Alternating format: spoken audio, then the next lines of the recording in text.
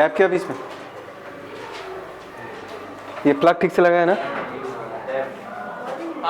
हाँ। ओके चलो, कल हम लोग कौन से टॉपिक पे डिस्कशन कर रहे थे? We are talking about mechanical equilibrium, right? भाई मुझे देखो, we are talking about mechanical equilibrium, मतलब टॉर्क भी जीरो होगा, फोर्सेस भी जीरो होगा। तो हम टॉर्क को भी बैलेंस कर रहे थे और फोर्स को भी बैलेंस कर रहे थे। आज उसी पे ही और उसी कंसेप्ट पे बेस्ड और एक क्वेश्चन है। एक लैडर है, लैडर देखा होगा ना ऐसा लैडर, और ऊपर एक प्लेटफॉर्म है, उसके ऊपर एक मोटा आदमी बैठा हुआ है 80 kg का, ठीक है? और लैडर के जो दोनों पैर है उनके बीच का एंगल कितना है? 60 डिग्री। और दोनों लैडर के बीच ऐसा एक कनेक्टर है, ये क्रॉस बार बोलते हैं हम इसको, क्रॉस बार कनेक्ट करके रखा है दोनों पैर को। जस्ट इमेजिन करो कि अगर ये क्रॉस बार नहीं होता तो क्या होता?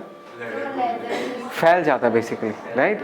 तो ये क्रॉस बार ने क्या किया, दोनों पैरों को पकड़ के रखा है। फील आया मैंने क्या बोला? तो क्वेश्चन ये बोला है, find the contact force on the floor, मतलब जमीन पे जो कांटेक्ट, लैडर का पैर और जमीन का जो कांटेक्ट है वो कितना फोर्स लगा वो बताना है। दूसरा ये भी बताना है कि इस क्रॉस बार में टेंशन कितना जनरेट होगा, बिकॉज द क्रॉस बार, अगर तुम क्रॉस बार को ढंग से एनालाइज करोगे तो cross bar is being stretched because both the legs would like to go outward, right? तो क्रॉस बार में क्या आ जाएगा? स्ट्रेच आएगा, नहीं आएगा? तो वो फोर्स कितना वो पूछा गया।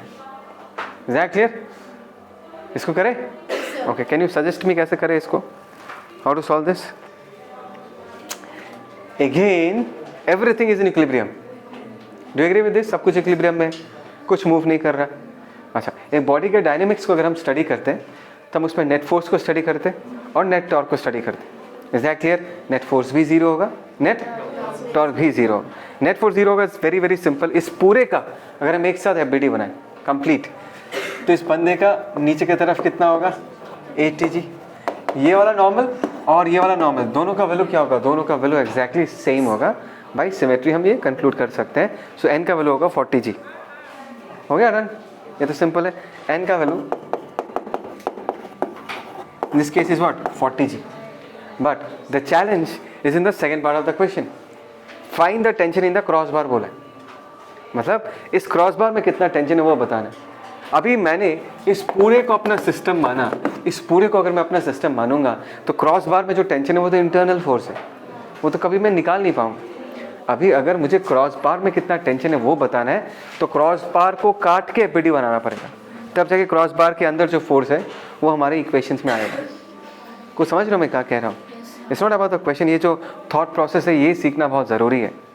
हमको अगर क्रॉस बार में टेंशन चाहिए तो एफबीडी या सिस्टम तुम किसको चूज़ करोगे, वो सबसे बड़ा चैलेंज है।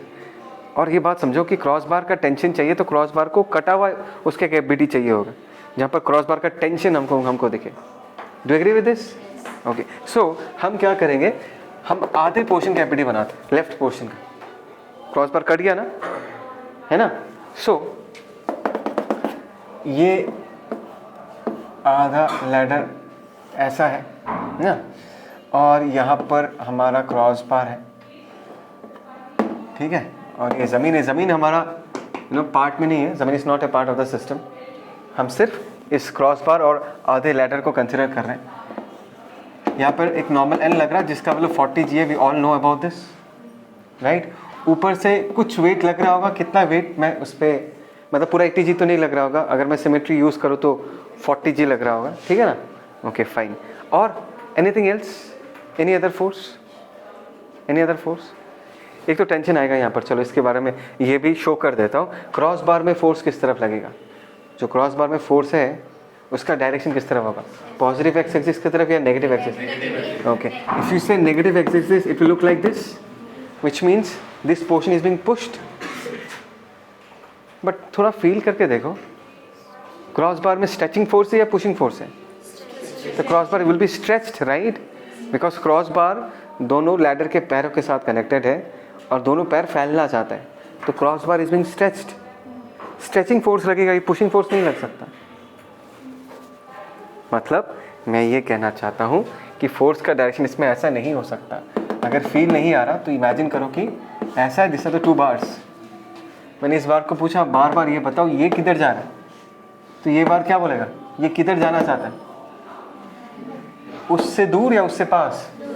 दूर जाना चाहता है, राइट? तो इस बार को दिखेगा कि इस बार का लेफ्ट की तरफ जाने का टेंडेंसी है, तो फोर्स कैसे लगाएगा? पुलिंग फोर्स लगाएगा नहीं लगाएगा? कम ऑन यार। तो इसमें जो टेंशन लग रहा होगा वेलोसिटी ऐसा होगा, समझ आया? बिकॉज ये जो टुकड़ा है इस टुकड़े से दूर जाना चाहता है, तो फोर्स कैसे लगाएगा? Pulling force. तो कभी भी डाउट होना कि किधर लगेगा, राइट या लेफ्ट, तो दोनों को एक बार इमेजिन कर लेना और दोनों को देख लेना, ये इसको किधर जाते हुए दिख रहा है, ये वाला टुकड़ा इसको इधर जाते हुए दिख रहा है, तो फोर्स पुल करेगा इसको। सो बाय न्यूटन्स थर्ड लॉ इस पे भी इधर ही फोर्स लगेगा।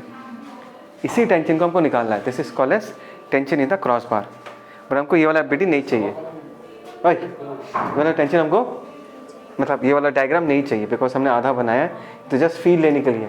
Is that clear? लेकिन तुम जब अपने कॉपी में नोट करोगे, ये वाला साइड भी बना के रखना और ये लिख के रखना कि ये वाला पोर्शन इस वाले पोर्शन को इसको दिख रहा है कि दूर जा रहा है, तो टेंशन का डायरेक्शन पुलिंग फॉर्म में होगा। क्या हो गया, इतना टेंशन में सब लोग? समझ में आया नहीं आया? तो खुश होके पढ़ो यार, तो दुखी होके पढ़ने का क्या, ज़्यादा भी नहीं, ठीक है? Is that clear? Anything else? Tension बना लिया और कुछ? Anything else? Anything else? और एक चीज़ है, नहीं फ्रिक्शन तो नहीं है, स्मूथ है, फ्रिक्शन होता तो बोल देते। ये दोनों लैडर ऐसे कनेक्टेड है ना? जब ये ऐसा बेंड करना चाहेगा तो ये वाला टुकड़ा इसको इधर पुश करेगा और ये वाला टुकड़ा इसको इधर पुश करेगा। नहीं आया समझ में? ये लैडर है, focus on the tip, I am talking about the tip. ये अलग कर दिया मैंने, ये वाला टुकड़ा किधर जाना चाहिए? ऐसा जाना चाहता है, तो ये वाला उसका जो सर है, इस वाले सर को क्या दे रहा होगा? धक्का दे रहा होगा ना ऐसा, और ये ऐसा जाना चाहता है, तो ये वाला जो सर है इस वाले सर को इधर धक्का दे रहा होगा, तो इनके बीच भी तो एक फोर्स लगेगा ना इधर, ये इसको इधर धक्का दे रहा है, ये इसको इधर धक्का दे रहा है। Do you agree with this? Feel आया मैंने क्या कहा? पक्का? नहीं आया नमन? सिंपल है ना, देखिए ये लैडर है, वो जो दो पैर दिख रहा है तेरे को, इन दोनों का मूव करने का टेंडेंसी कैसा? ऐसा है ना, है या नहीं है? तो अगर तू ऐसा मूव करेगा तो तेरे दो फिंगर्स जो है एक दूसरे के अगेंस्ट प्रेस करेगा या नहीं करेगा?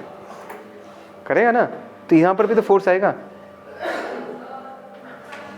अरे ऐसे करेगा तो इसको धक्का दे रहा है, इसको धक्का दे रहा है, बाकी लोगों को कोई डाउट नहीं है ना? अच्छा, अभी फोर्स किधर है?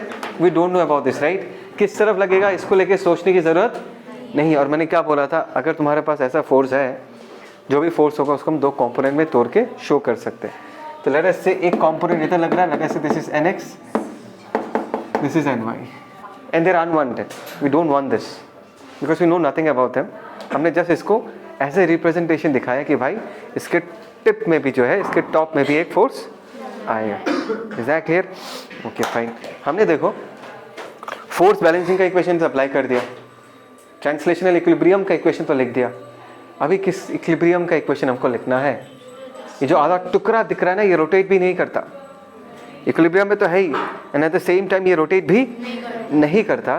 This is in complete rotational equilibrium, which means इस टुकड़े के किसी भी पॉइंट को अगर तुम एक्सिस्ट मानते हो और उसके अबाउट टॉर्क लिखना चाहो, वो टॉर्क क्या आएगा? Zero. Is that clear? Now my question to all of you is that कि इस केस में अगर मैं किसी पॉइंट को अपना एक्सिस बनाना चाहता हूँ, what is the most smartest choice to choose as an axis? जहाँ पर ज़्यादा फोर्सेस, और यहाँ पर और एक रीज़न भी है, you will never want to deal with nx and ny because there are unknowns.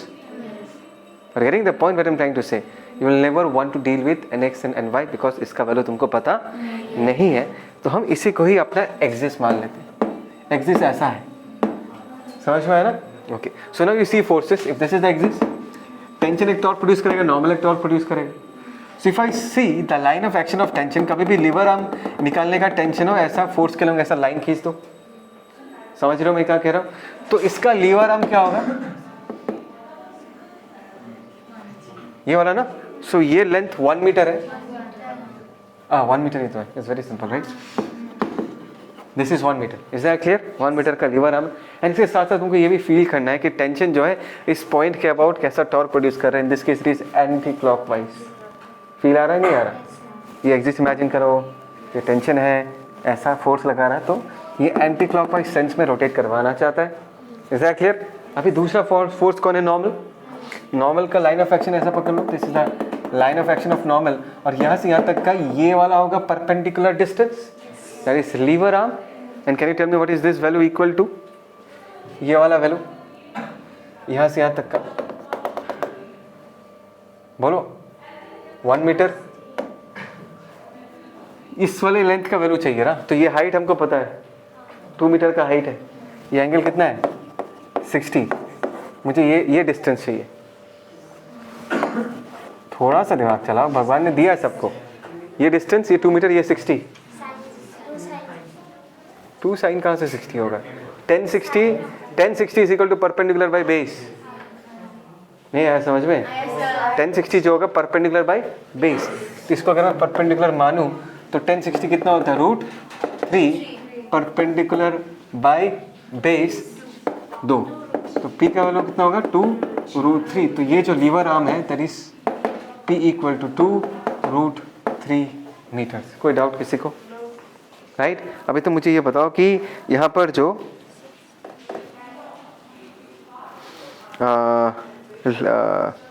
Torque का सेंस है वो किस तरफ है?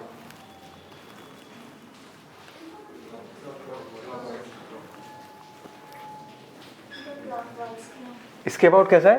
क्लॉकवाइज है, राइट? तो ये वाला टॉर्क एंटी क्लॉकवाइज है, ये वाला टॉर्क क्लॉकवाइज है, और ये रोटेट नहीं करता। इसका मतलब क्या है कि इस सिस्टम पे नेट टॉर्क क्या होगा? 0 होगा। सो टेंशन वाले का टॉर्क लिख देते हैं T इंटू इसका लीवर आर्म कितना है 1 है ना, और नॉर्मल का कितना होगा N इंटू इसका लीवर आर्म कितना है in this case 2√3। So in this case tension T is equal to N के जगह 40G लिख सकता हूँ into 2√3 that is 80√3G। Do you agree with this? बस इस क्वेश्चन को ऐसे करना है। कोई डाउट? कोई डाउट?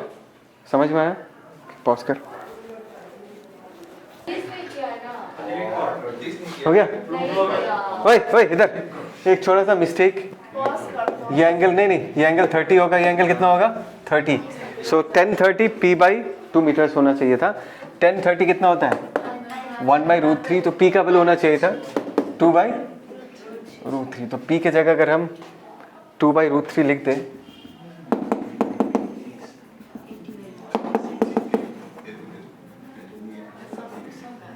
$80G/√3, ठीक है ना?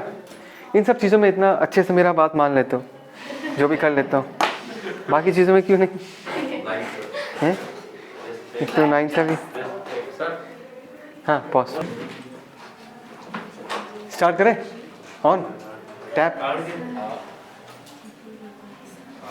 हो गया? ओके चलो देखो यहाँ पर determine the tensions in the 2 strings. तुम लोग मुझे बहुत डरा रहे हो यार, तुम लोग ढंग से एफबीटी भी बना नहीं रहे। इस रॉड के एफबीटी बनाने बोला है, ठीक है ना? यहाँ पर एक रस्सी है T1 और दूसरा कितना है 0.75L के बाद, मतलब 0.5 के बाद, मतलब ये अगर सेंटर है यहाँ पर अगर mg है तो दूसरा वाला जो रस्सी है वो कुछ यहाँ पर होगा। Do agree with this? mg के इस तरफ ओए होगा नहीं होगा? तो ये डिस्टेंस जो है वो कितना होगा?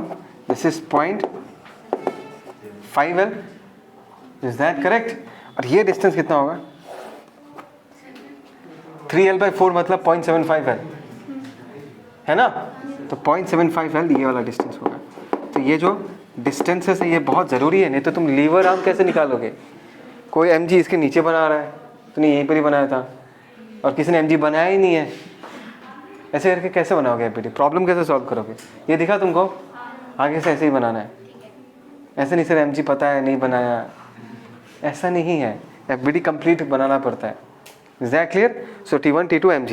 पहली बात तो है कि रॉड इक्विलिब्रियम में है, तो upward force will be equal to what? Downward force.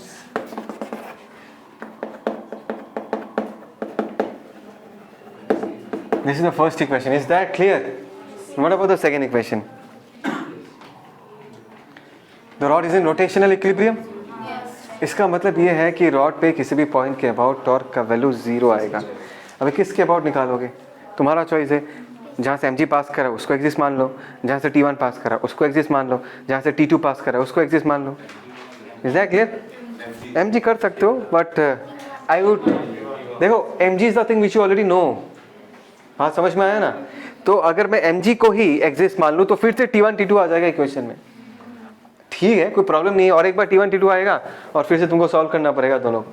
लेकिन अगर मैं इसी को ही अपने एक्सिस मान लूँ तो T2 का वैल्यू डायरेक्ट निकलेगा, बिकॉज हमारे इक्वेशन में कौन कौन आने वाला है, T2 आएगा और mg आएगा, mg नोन है, वहाँ से T2 डायरेक्टली निकलेगा, थोड़ा सा मेहनत कम होगा। कुछ समझ में आ रहा है मैं क्या कह रहा हूँ? ओके, तो ये तो बहुत ही सिंपल क्वेश्चन है।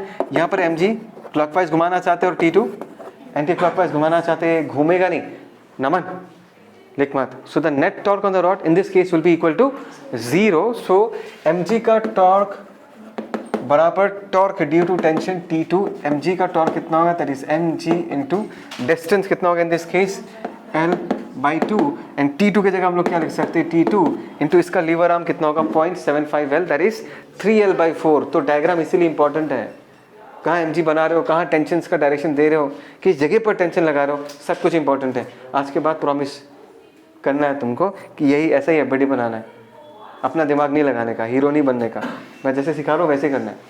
Is that clear? तो T2 इंटू इसका लीवर आर्म कितना होगा 3L/4। सो दिस L को मार देगा, this is 2 2 4, and that is the reason T2 का वैल्यू मैंने कहा था डायरेक्टली निकलेगा, दैट इज 2 mg/3। और यहाँ से हम T1 लिख सकते हैं, T1 का वैल्यू कितना होगा mg minus T2, that is 2 mg/3, और ये कितना आ जाएगा, दैट इज